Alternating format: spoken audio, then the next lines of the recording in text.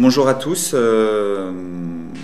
merci à la FAI2R donc de m'inviter à parler du lupus et plus particulièrement d'un nouveau concept qui s'appelle le Treat to Target, donc cibler, se donner une cible particulière pour traiter les patients. Et puis vous voyez, donc j'ai été quand même assez raisonnable puisque l'idée c'est de savoir d'abord si ce Treat to Target il est applicable au traitement du lupus systémique.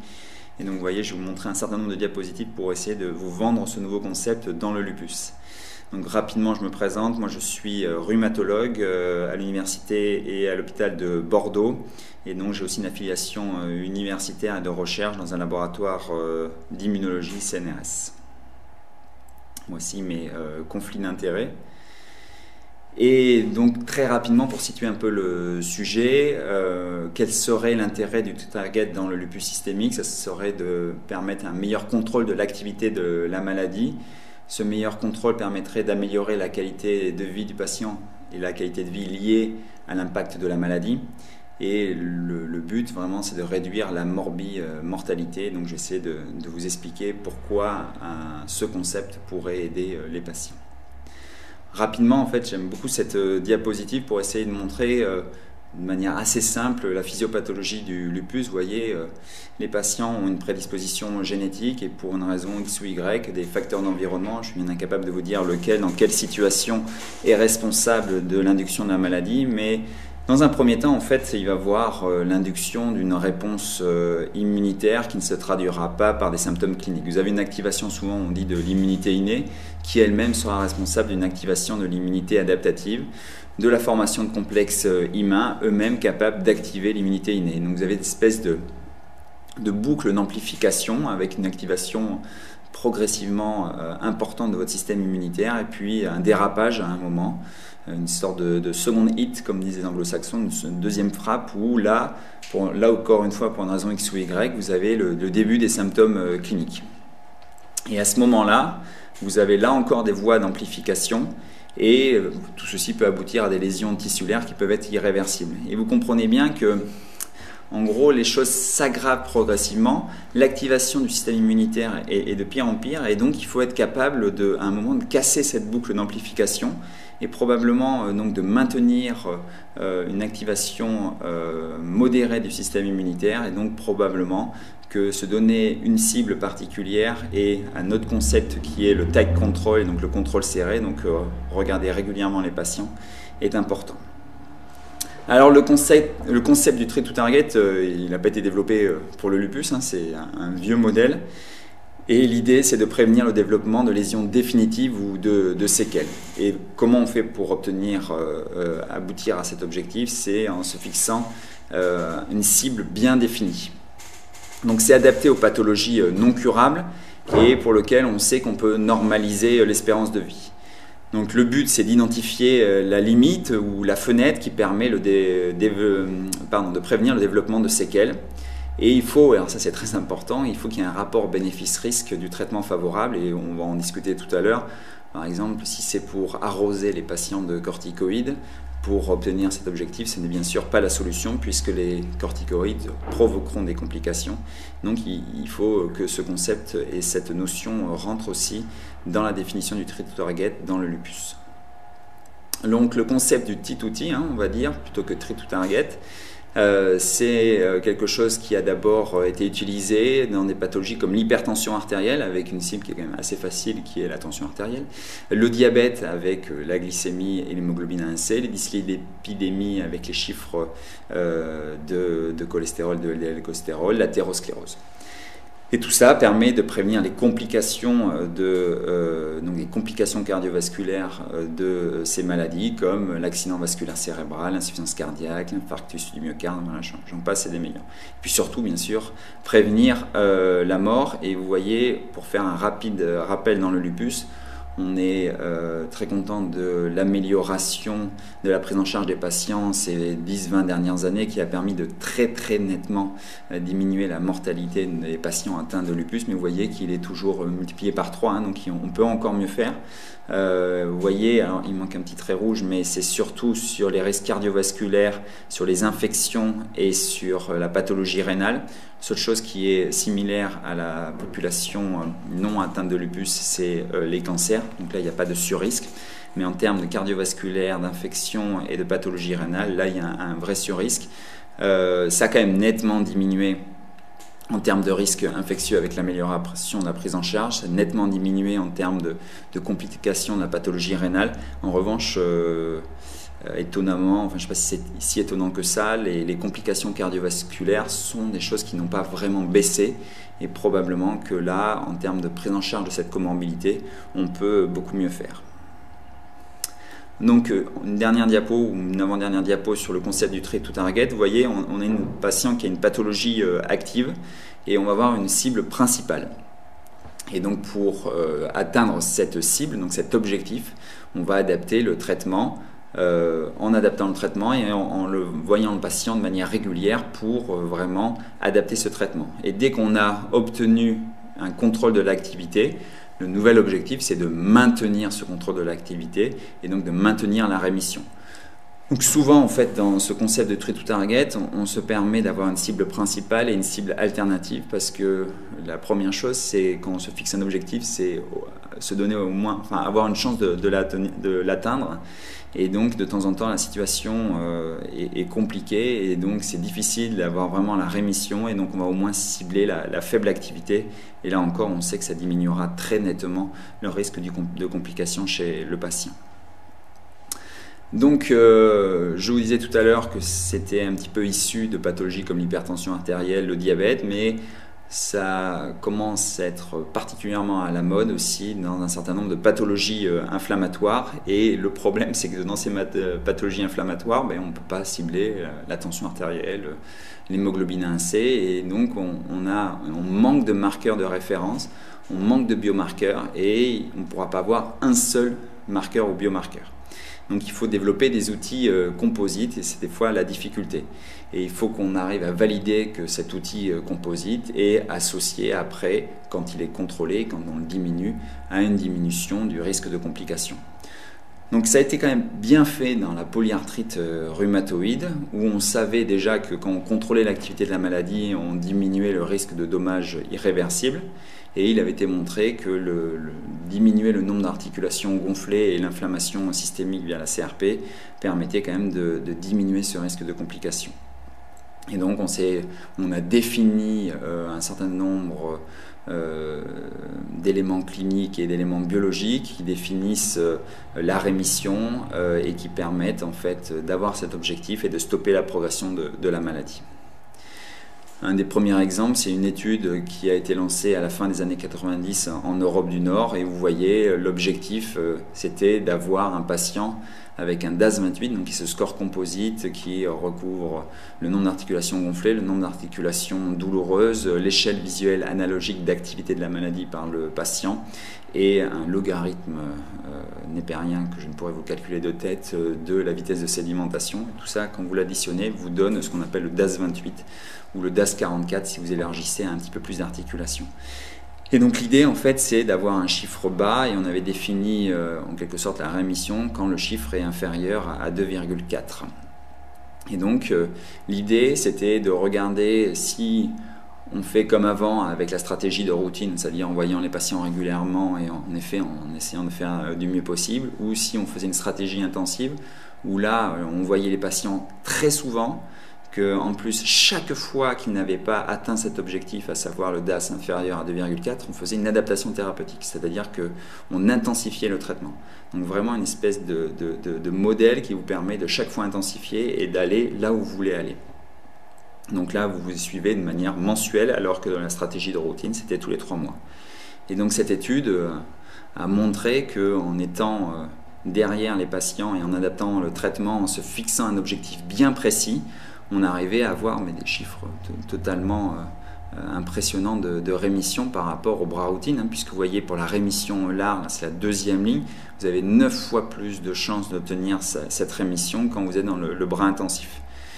Et je vous parlais tout à l'heure de la prévention de séquelles. Les séquelles dans la polyarthrite rhumatoïde, c'est les destructions des articulations, notamment au niveau des mains. On a un score qui s'appelle le score de Sharp, passerai un petit peu les détails, mais qui permet de regarder le nombre d'érosions, le nombre de pincements en articulation. Ça vous donne un chiffre. Et on arrive à montrer que grâce à cette stratégie intensive, on a une diminution significative du nombre d'érosions et de pincements à l'échelle de la population qui était traitée. Donc des résultats très concluants. Il y a eu plein d'études, je vous parle de TICORA, mais il y a eu plein d'études qui ont vraiment montré qu'une stratégie de treat to target, de T2T, dans la polyarthrite rhumatoïde permettait de contrôler la maladie. Rapidement, vous voyez, il y a plusieurs phrases qui sont reprises quand on fait les recommandations de T2T dans la polyarthrite rhumatoïde. Et j'ai souligné en gras des choses qui peuvent totalement s'adapter au lupus. C'est-à-dire qu'obtenir la rémission, ça doit être faisable dans le lupus, il faut juste la définir. On va revenir dessus. La faible activité de la maladie, si on n'arrive pas à obtenir la rémission, ça aussi, on doit pouvoir la définir. Il faut bien sûr informer le patient, c'est un travail conjoint de patient et du médecin, donc définir la cible avec lui, bien lui expliquer les stratégies pour l'atteindre et les risques et bénéfices de cette approche. La décision doit être partagée entre le médecin et le patient pour que cet objectif soit rempli. Et il faut bien sûr prendre en compte la qualité de vie au long cours du patient et donc prévenir des lésions. Alors vous voyez, j'ai pas mis en gras structural puisque les lésions dans le lupus ne sont pas des lésions articulaires avec des destructions, mais on a des lésions au niveau du rein, du poumon, du cœur qu'il faut savoir prévenir. Donc voilà un petit peu pour l'introduction sur le concept du treat to target, du T2T. Et maintenant, on va essayer de se pencher sur est-ce qu'il est applicable au traitement du lupus systémique et est-ce que c'est vraiment intéressant de l'appliquer au lupus. Alors, moi, je suis rhumatologue, donc c'est vrai qu'il y a une pathologie que je connais très bien, qui est la polyarthrite rhumatoïde. C'est une maladie qui n'est pas rare, et donc il y a beaucoup plus de patients dans le service atteints de polyarthrite rhumatoïde que de lupus systémique. Donc je me suis amusé à faire une espèce de comparaison entre ces deux maladies, puisque je vous ai montré que ça marche bien dans la polyarthrite rhumatoïde, et donc comme on peut comparer les deux maladies, est-ce que la situation est la même dans le lupus, et donc est-ce qu'on pourrait essayer de faire la même chose dans le lupus que dans la polyarthrite rhumatoïde. Alors dans la polyarthrite rhumatoïde, je vous ai tout à l'heure parlé du DAS 44 ou du DAS 28, donc les scores d'activité, c'est vrai qu'on les utilise en pratique courante. À la fin du courrier, normalement, on met le chiffre de DAS, alors que dans le lupus systémique, c'est pas si fréquent que ça de mettre le score d'activité qui est reconnu, à savoir le SLEDAI ou le BILAG à la fin du courrier. La polyarthrite rhumatoïde, en fait, les patients ont une évolution chronique. Vraiment, il y a quelque chose d'assez linéaire. Il y a quelques poussées, mais c'est vrai que les choses sont assez linéaires. Alors que c'est beaucoup plus hectique, en fait, dans le lupus, avec des poussées et des rémissions, des fois spontanées, ce qui peut rendre les choses un petit peu plus difficiles pour appliquer ce T2T. La chance qu'on a dans la polyarthrite rhumatoïde, c'est qu'on a de nombreux traitements en disposition. Donc, on se fixe cet objectif. On a plusieurs traitements à utiliser pour obtenir cet objectif. Dans le lupus systémique, on n'a qu'une seule molécule qui a obtenu l'AMM en 50 ans, donc on est un petit peu plus à court de temps en temps de solutions thérapeutiques. La polyarthrite rhumatoïde, il y a une homogénéité clinique, en fait la plupart des patients se ressemblent, et donc c'est plus facile de faire des recommandations qui ont un sens. Dans le lupus, la difficulté, des fois, c'est l'hétérogénéité clinique. Les patients ne se ressemblent pas entre eux. Vous pouvez avoir un patient qui a surtout une atteinte cutanéo-articulaire, un autre patient qui a surtout une atteinte rénale. Donc définir en fait la façon d'obtenir cette rémission, c'est des fois plus difficile. Bon, dans les deux pathologies, il y a des difficultés d'observance qui sont dues de temps en temps à la tolérance des traitements, qui sont aussi dues à la qualité de la communication entre le médecin et le patient en expliquant bien les objectifs. Mais on revient sur les quelques phrases que j'ai dit tout à l'heure. Dans la polyarthrite rhumatoïde, l'examen clinique est assez riche en fait, c'est-à-dire que vraiment avec un examen clinique bien mené, en touchant chaque articulation, vous arrivez vraiment à vous faire une idée un petit peu de l'activité de la maladie.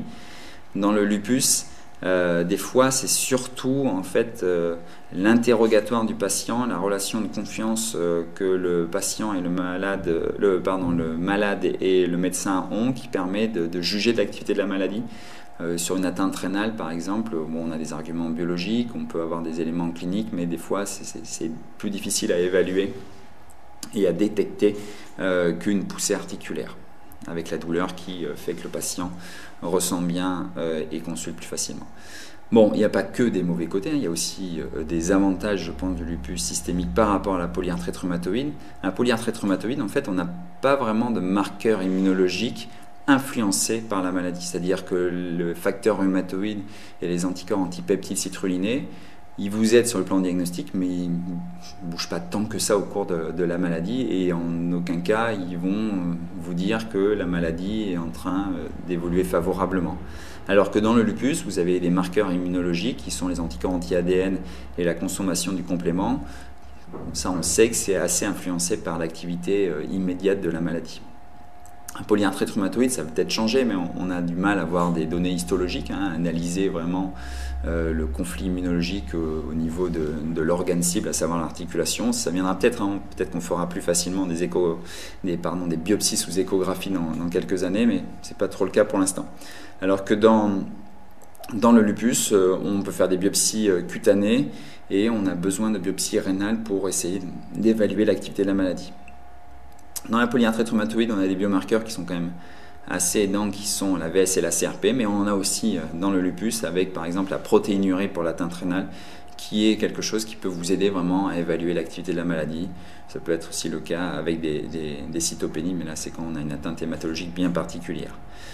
La polyarthrite rhumatoïde, le dosage du méthotrexate, bon, il y a des travaux qui sont en cours, mais pour l'instant c'est vraiment pas au point, ça permet pas vraiment d'évaluer est-ce que le patient prend bien son traitement et est-ce que aussi le patient l'absorbe bien.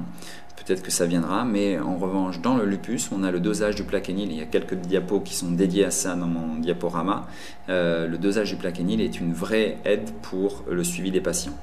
Et l'âge des patients est différent, hein. Les patients atteints de polyarthrite rhumatoïde sont un peu plus âgés. Donc est-ce que c'est un avantage ou un inconvénient? Je ne sais pas, mais comme je vous donne quelques diapos en fait, pour essayer de vous vendre des petites solutions avec des objets connectés, peut-être que l'âge du patient sera une force pour le lupus systémique. Donc, je vous disais tout à l'heure que ça faisait quelques années que c'était à la mode dans les maladies inflammatoires, mais vous voyez, c'est particulièrement à la mode dans le lupus systémique, puisque vous avez des publications régulièrement, et vous avez même l'EULAR, donc la Société européenne de rhumatologie, qui a fait des recommandations pour le concept de treat to target dans le lupus. Donc quelle est l'ambition? Je vous l'ai dit tout à l'heure, dans la polyarthrite rhumatoïde, c'est facile, c'est d'empêcher ce que vous êtes en train de voir illustré, à savoir des pincements, des destructions articulaires. Mais dans le lupus, c'est un petit peu plus difficile, mais en fait, on a quand même de la chance. Il y a un score qui s'appelle le score de séquelles SLIC, qui attribue des points à chaque atteinte que vous pouvez avoir de manière définitive. Et donc, par exemple, développer une cataracte, développer une cardiopathie ischémique, développer une alopécie chronique qui ne disparaît pas, donc une perte de cheveux, des lésions cutanées. C'est intéressant parce qu'en plus, ce score SLIC recouvre les complications dues à la maladie, mais aussi les complications qui peuvent être dues au traitement. Donc, en fait, l'objectif, on l'a, hein, c'est prévenir dans la polyarthrite rhumatoïde les destructions articulaires comme on le voyait sur la radio, et là c'est prévenir l'apparition de séquelles sur le score de SLIC, donc de points supplémentaires sur le score SLIC, et donc c'est aussi facile à évaluer l'impact d'une éventuelle stratégie de treat to target. Il va donc falloir définir les cibles. Je vous ai dit tout à l'heure, pour la polyarthrite rhumatoïde, c'est le dessin là, on examine les articulations, on a un score composite qui s'appelle le DAS28 ou le DAS44, et donc on a une cible assez facile, un outil pour surveiller l'évolution de la maladie.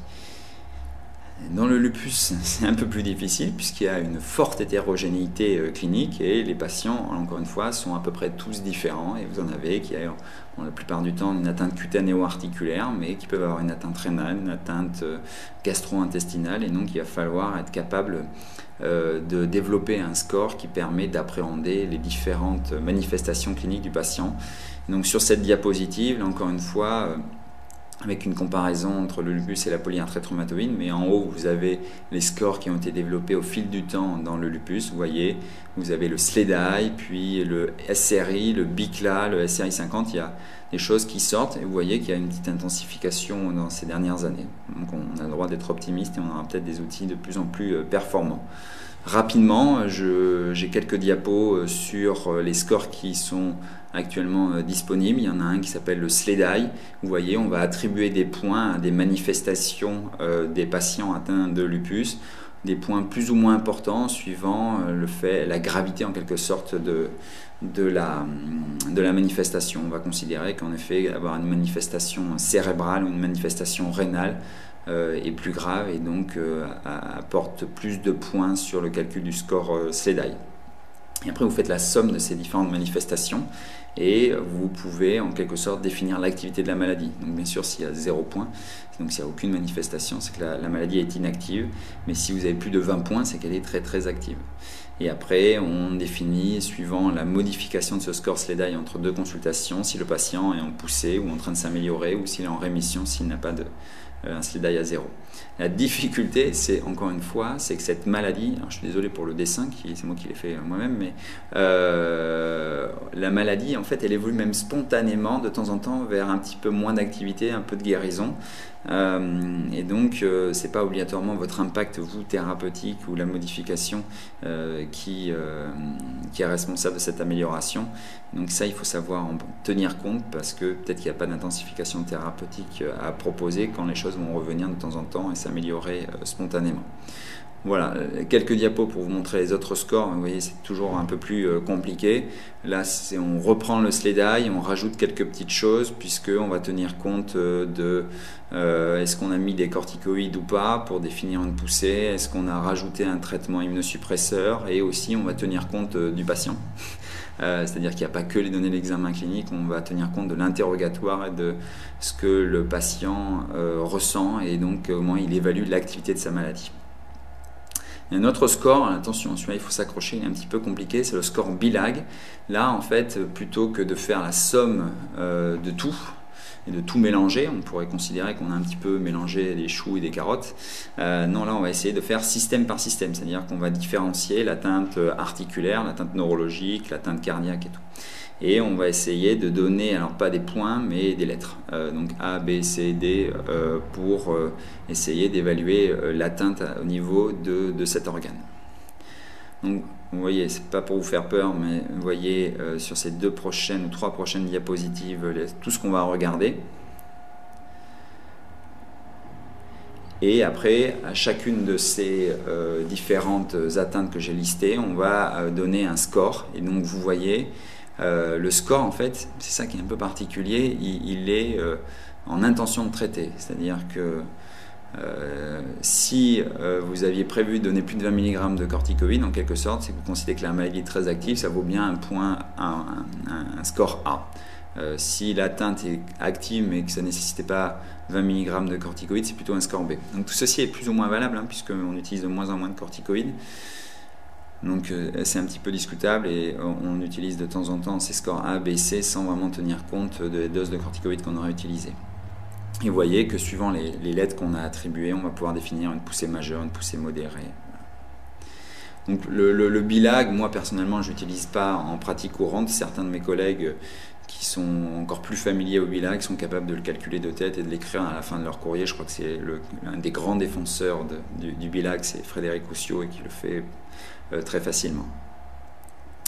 Notre façon en fait de définir une cible, c'est la réponse rénale qui est variable selon les études qui ont été publiées, et on va pouvoir aller regarder la protéinurie, on va pouvoir aller regarder la normalisation de la fonction rénale. Vous savez, sur la prise de sang, on peut aller regarder la fonction rénale en dosant la créatinémie notamment, en calculant la clairance aussi, et puis on peut aussi regarder l'absence de sédiments urinaires. Et donc c'est intéressant, il y a des publications qui ont montré que l'évolution de cette protéinurie peut prédire précocement l'évolution plus ou moins favorable du patient. Et donc on sait que s'il y a un fort impact de votre traitement rapidement sur la protéinurie, vous avez le droit d'être optimiste pour l'évolution.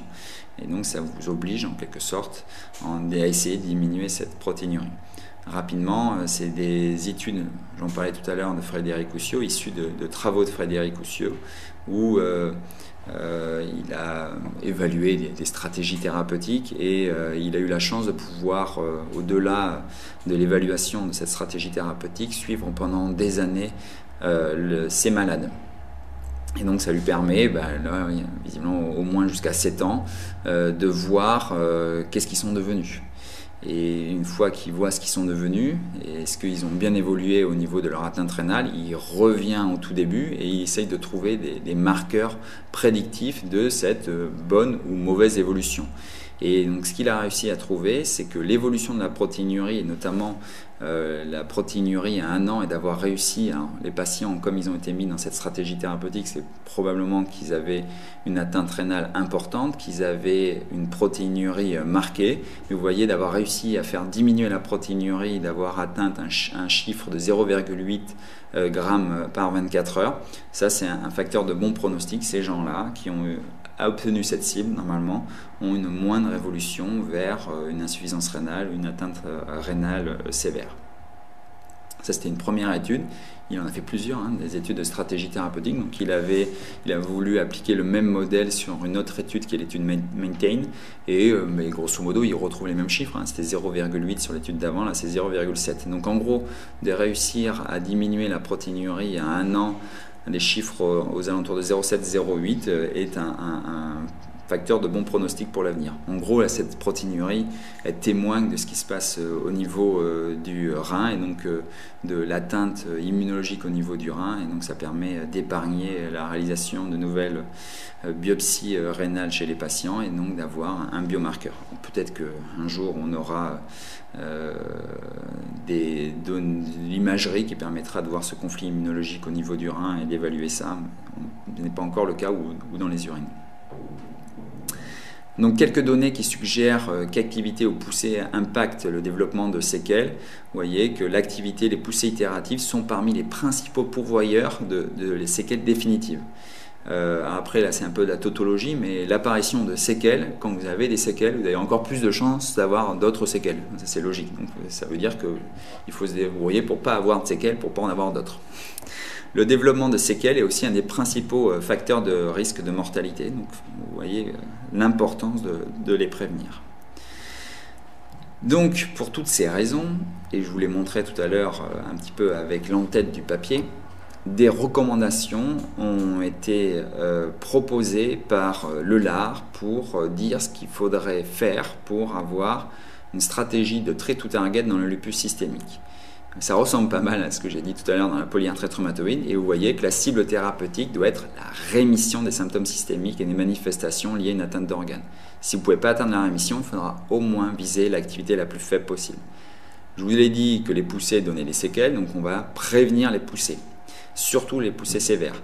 Donc c'est une cible qui paraît en plus faisable, et donc ça doit être l'objectif. Et donc l'objectif, je ne dirais pas ultime, mais un objectif important, c'est la prévention de séquelles, qui doit être un de vos objectifs majeurs.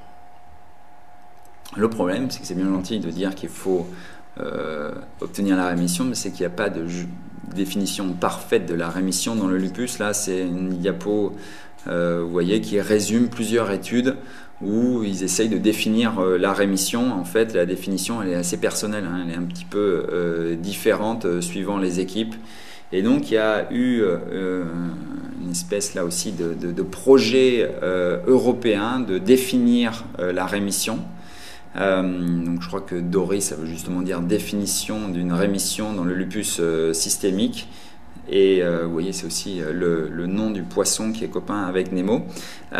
Et donc, pour essayer de définir cette rémission, ils vont tenir compte de plusieurs choses, de l'activité clinique, de l'activité sérologique, puisque je vous ai dit tout à l'heure que les anticorps anti-ADN et le complément étaient corrélés à l'activité de la maladie, donc on va s'en servir, on va s'en aider.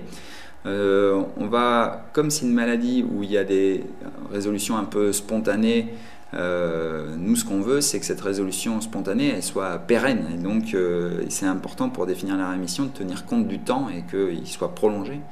Et puis, on sait aussi que les traitements qu'on utilise pour obtenir cette rémission, ils peuvent avoir des effets secondaires. Donc, il ne faut pas qu'on obtienne la rémission à tout prix en faisant n'importe quoi avec les traitements. Donc, il faut que les traitements qu'on utilise rentrent dans le cadre de cette rémission.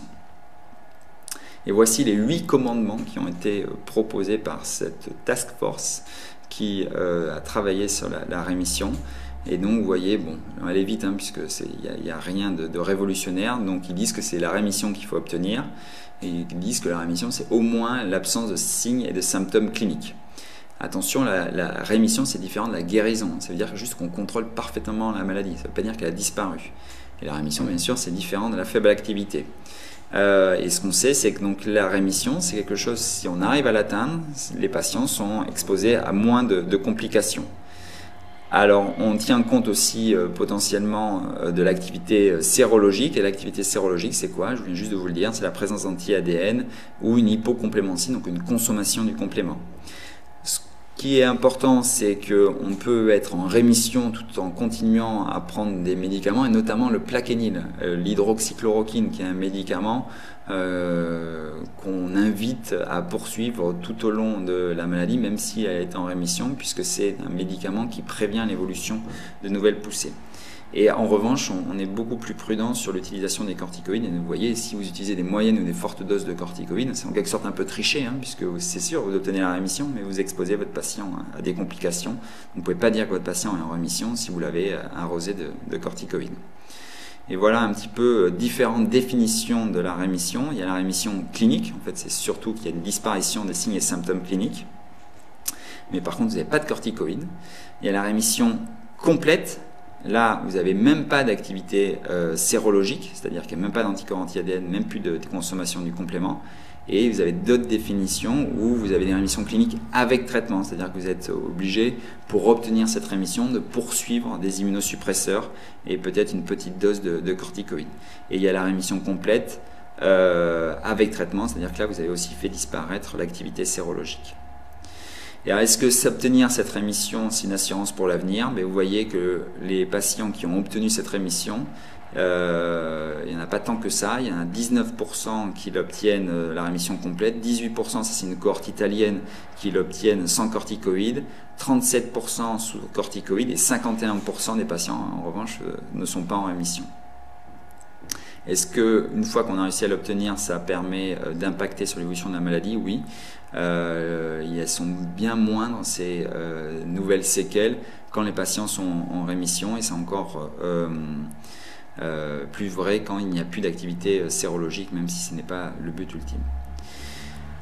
Le problème, c'est que je vous ai déjà montré des chiffres, ça c'était une cohorte italienne, il y a d'autres cohortes qui disent qu'il y a quand même peu de patients qui restent en rémission prolongée. Vous voyez que 2,4% obtiennent une rémission prolongée sans traitement. Et donc c'est toute la difficulté. Vous voyez, il y a même un papier de l'équipe du Johns Hopkins, de Michel Petri, qui dit que la rémission c'est très rare. Et que peut-être que d'ailleurs on est un peu trop stringent sur la définition de cette rémission, même si c'est important d'essayer d'être ambitieux. Donc il y a aussi d'autres équipes, et là c'est plutôt une équipe issue d'Asie du Sud-Est qui a essayé de définir une faible activité de la maladie. Vous voyez, on reprend un petit peu la même chose, mais là on va être moins ambitieux sur la diminution d'activité clinique, sur la diminution des corticoïdes, et en fait on ne vous demande pas d'arrêter l'immunosuppresseur, mais on vous demande par contre qu'il soit bien toléré. Tout ça c'est important, parce que je vous ai tout à l'heure expliqué la difficulté de la prise en charge et de se fixer des objectifs, puisqu'il y avait une grande hétérogénéité clinique. C'est vrai que les patients ne se ressemblent pas, mais en revanche quand ils sont en rémission, ils se ressemblent tous, puisqu'ils n'ont plus d'activité de la maladie. Et ça permet, en termes d'essais cliniques, mais aussi de suivi des patients, d'avoir quelque chose de beaucoup plus homogène et donc de plus facile à suivre. Je continue en fait dans ces recommandations, donc ça c'est celle qu'on a évoquée tout à l'heure. Est-ce qu'il faut encore aller plus loin? Ça c'est juste la recommandation qui dit qu'il n'est pas recommandé d'intensifier le traitement si votre patient va bien cliniquement et qu'il a uniquement une activité sérologique. Pardon. Les facteurs influençant négativement la qualité de vie tels que la fatigue, la douleur et la dépression doivent être aussi pris en compte. La mise en évidence précoce d'une atteinte rénale et son traitement sont fortement recommandés. Je vous ai dit tout à l'heure que c'était important et que ça peut être une séquelle importante de la maladie. Le traitement au long cours du lupus doit être associé à la plus faible dose possible de corticoïdes pour maintenir le contrôle de la pathologie et si possible les corticoïdes doivent être arrêtés totalement. Et oui, parce que les corticoïdes c'est quelque chose de néfaste au long cours. Et vous voyez que c'est un ami qui ne vous veut pas du bien. Alors, c'est vraiment volontaire quand je vous mets un ami qui ne vous veut pas du bien, puisque ami, parce que ça rend bien service pour contrôler l'activité de la maladie. Et c'est terrible parce qu'on sait que, en fait, le contrôle de cette activité de maladie et la poursuite de doses trop importantes de corticoïdes va exposer à des complications. Donc c'est bien écrit dans la littérature, vous voyez, j'ai mis quelques papiers, mais il y en a encore plus que ça. Bien sûr, ça marche, mais il y a de nombreuses complications. C'est la principale cause de séquelles, c'est-à-dire que quand on regarde dans une cohorte de patients pourquoi ils ont eu des séquelles définitives de la maladie, c'est pas tant l'activité de la maladie des fois qui est responsable, mais c'est les corticoïdes qui ont été utilisés. Donc c'est quand même assez terrible. C'est un des principaux risques infectieux. Je vous ai dit que tout à l'heure, le risque infectieux impacté sur la mortalité et donc il majore le risque de mortalité ces corticoïdes. Donc il y a toute une nouvelle mode en fait pour essayer de traiter les patients atteints de lupus sans corticoïdes et même les néphrites lupiques sans corticoïdes par voie orale. C'est-à-dire que peut-être que le meilleur moyen d'arrêter les corticoïdes c'est de jamais les introduire. Donc vous avez une étude anglaise, mais qui va être élargie à l'international, qui s'appelle Retixilup, où on essaye de ne pas mettre de corticoïdes dans le traitement de la néphrite lupique, mais de seulement traiter par des perfusions intraveineuses. C'est en cours, à voir ce que ça donnera. Je continue, donc je parlais des corticoïdes. La prévention et le traitement des morbidités liées au syndrome des antiphospholipides doit être aussi un objet thérapeutique et il faut bien sûr prendre en charge ce syndrome des antiphospholipides. Et, encore une fois, j'en ai parlé rapidement tout à l'heure, mais l'hydroxychloroquine, donc le plaquenil, est fortement recommandé parce que pour le coup, lui, c'est un ami qui vous veut du bien. C'est probablement quelque chose d'indispensable puisque vous voyez là, j'ai listé quelques-uns des effets bénéfiques du plaquenil. Diminue le nombre de poussées, diminue les ions tissulaires, il améliore le bilan lipidique et glycémique, et donc ce facteur de risque cardiovasculaire, il améliore la survie et même il augmente l'efficacité des traitements immunosuppresseurs. C'est un traitement très important à poursuivre. Et vous avez des travaux de Nathalie Cossedoite qui montrent qu'on peut doser ce plaquenil et qui permet vraiment de voir la bonne prise mais aussi la bonne absorption du plaquenil par les patients et ça c'est corrélé à une moindre activité de la maladie. Ce qui est plus troublant, c'est que malgré la prescription, on se rend compte que de temps en temps, certains patients, et vous voyez c'est 14 patients de sa cohorte, donc 7% des patients qui malgré la poursuite de la prescription d'hydroxychloroquine, mais quand on le dose, on n'en trouve pas du tout. Donc ça veut dire qu'ils ne le prennent pas du tout. Et ce qui est assez troublant, c'est qu'il y a même des patients, on leur prescrit le plaquenil, on leur prescrit la surveillance du plaquenil, à savoir la surveillance ophtalmo, ils ne le prennent pas, mais ils font quand même la surveillance ophtalmo. Un élément assez intéressant, c'est que quand vous dosez l'hydroxychloroquine à des patients, et que vous leur donnez le résultat et que vous les redosez quelques temps plus tard, vous trouvez la plupart du temps une augmentation puisque le fait de leur avoir dosé, ils savent que vous êtes en train de le doser et donc ils prennent beaucoup mieux leur traitement. Bien sûr, quand vous vous rendez compte qu'ils ne prennent pas leur traitement, il va falloir avoir une discussion et comprendre pourquoi et probablement qu'il y a un défaut d'éducation thérapeutique et qu'il faut comprendre les tenants et les aboutissants pour essayer d'améliorer cette observance. C'est intéressant, je crois que ça avait beaucoup intéressé Nathalie quand elle avait eu ses résultats, donc elle s'était projetée vers une étude interventionnelle et on dose le plaquenil à des patients et quand on s'aperçoit qu'ils sont entre 100 et 700, donc c'est-à-dire que c'est pas parfait hein, puisqu'on essaye plutôt d'être aux alentours de 1000 nanogrammes par millilitre, eh bien soit on continue pareil, hein, c'est-à-dire qu'on continue avec les 2 comprimés, soit on dit aux patients d'en prendre plus. Donc elle a fait cette étude. Et vous voyez que, alors ce qui est troublant, c'est que, encore une fois, rien que de rentrer dans l'étude, on voit une amélioration. Sachant qu'ils sont dans l'étude, les patients prennent mieux leurs 2 comprimés et donc on a une augmentation même spontanée des chiffres d'hydroxychloroquine. Et on voit quand même que quand on passe à 3 comprimés, bien sûr, on monte au-delà de 1000 nanogrammes par millilitre. Même peut-être quand on monte un peu trop haut chez certains patients, il faudra se méfier de complications ophtalmo. En tous les cas, ça a probablement un effet positif, mais il n'y a pas de différence significative à la fin de l'étude. Moi personnellement, je pense que la plupart du temps, on arrive quand même à tenir le chiffre de 1000 nanogrammes par millilitre seulement avec 2 comprimés par jour, mais il faut s'assurer de la bonne prise par les patients. Je parlais du plaquenil, il faut savoir qu'il y a aussi d'autres petites choses qui peuvent être ajoutées. Il y a des traitements associés comme les inhibiteurs de l'enzyme de conversion qui peuvent prévenir un certain nombre de comorbidités, avoir un effet positif au niveau du rein et de la tension artérielle.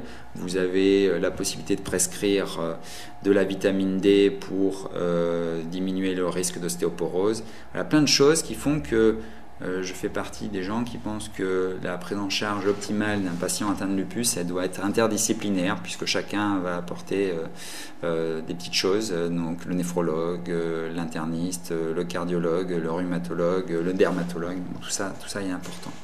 D'ailleurs, il y a cette étude qui a été présentée il y a quelques années, quelques mois on va dire, au congrès américain de rhumatologie qui montrait que quand on n'arrive pas à obtenir une protéinurie inférieure à 1 gramme à 3 mois chez des gens qui ont une néphrite lupique et pour lesquels on a mis en route un traitement, qu'on se mettait à plusieurs avec un nutritionniste, un infirmier, un médecin pour essayer de faire plein de petites choses aussi à côté, comme mieux contrôler la tension artérielle, s'assurer que les patients prenaient bien leur traitement, modifier leur prise de sucre et de sel, ça avait un impact positif puisque les gens qui avaient eu cette intensification, cette prise en charge multidisciplinaire, avaient une diminution de leur protéinurie et une diminution qui, je vous l'ai expliqué tout à l'heure, est probablement associée avec un moindre risque de développer des séquelles. Alors je vous dis tout ça, je vous dis qu'il y a plein d'objectifs à obtenir, mais est-ce que c'est possible? Est-ce que c'est envisageable pour nos patients de faire tout ça? Est-ce qu'on a le temps? Donc, je vous l'avais un petit peu annoncé tout à l'heure, je vous parlais juste un tout petit peu de e-médecine. Ça c'est une étude égyptienne qui n'est pas encore publiée, donc c'est vrai que j'aurais bien aimé qu'elle soit publiée parce que ça fait plus d'1 an et demi qu'elle a été présentée en congrès, donc ça serait quand même intéressant de l'avoir publiée pour être sûr et certain de la qualité du travail. Rapidement, puisqu'on est un peu pris par dedans, ils prennent une cohorte de 147 patients et ils les suivent pendant 1 an et en gros pendant 1 an, pendant qu'ils les suivent, ils leur expliquent comment remplir des questionnaires. Donc tout le monde est formé de manière à peu près équivalente à remplir des questionnaires. À 1 an, ils divisent en 2 groupes. Un groupe qui continue à remplir les questionnaires de la même façon quand ils viennent en consultation et un groupe en fait qui remplit ces questionnaires mais de manière électronique et de manière par contre beaucoup plus régulière. Et ça vous permet en fait, via cette donnée électronique, de retrouver une réapparition d'activité de la maladie, donc de détecter une reprise d'activité de la maladie et peut-être de convoquer votre patient précocement pour prendre en charge précocement. Et en gros, c'est vrai que les résultats sont impressionnants, presque trop impressionnants, donc on aimerait bien encore une fois voir ces travaux publiés dans une bonne revue, puisque le fait d'être dans le groupe objet outils électroniques, vous avez une diminution impressionnante du SLEDAI. Et alors on pourrait se dire, est-ce que c'est une diminution parce qu'en fait ils ont pris plus de corticoïdes? Mais non, en fait ils ont même carrément pris moins de corticoïdes. En revanche, on s'aperçoit qu'il y a eu plus souvent de changement de la dose d'immunosuppresseurs, c'est-à-dire que peut-être que comme on a détecté, et vous voyez on a détecté plus de poussées modérées mais moins de poussées sévères, et comme on a détecté plus vite ces poussées, on a adapté le traitement et on a eu moins besoin d'augmenter les corticoïdes et on a moins couru après la maladie.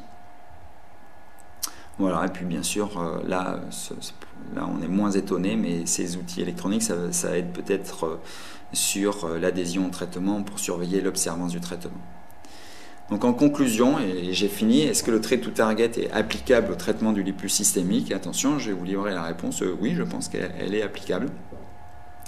Mais ça nécessite une vraie connaissance de la pathologie lupique, une bonne maîtrise des outils de suivi. Je vous ai dit tout à l'heure, c'était peut-être pas si facile de calculer comme ça le SLEDAI, de calculer le BILAG, mais de penser aussi à faire une protéinurie au moins sur échantillon à la consultation, de doser de temps en temps le plaquenil pour essayer de voir la bonne prise et l'observance des patients. Et puis la dernière chose, c'est que ça demande une certaine disponibilité du malade et du médecin pour pouvoir faire ce contrôle serré, cette cible à obtenir en voyant régulièrement les patients. Je vous remercie.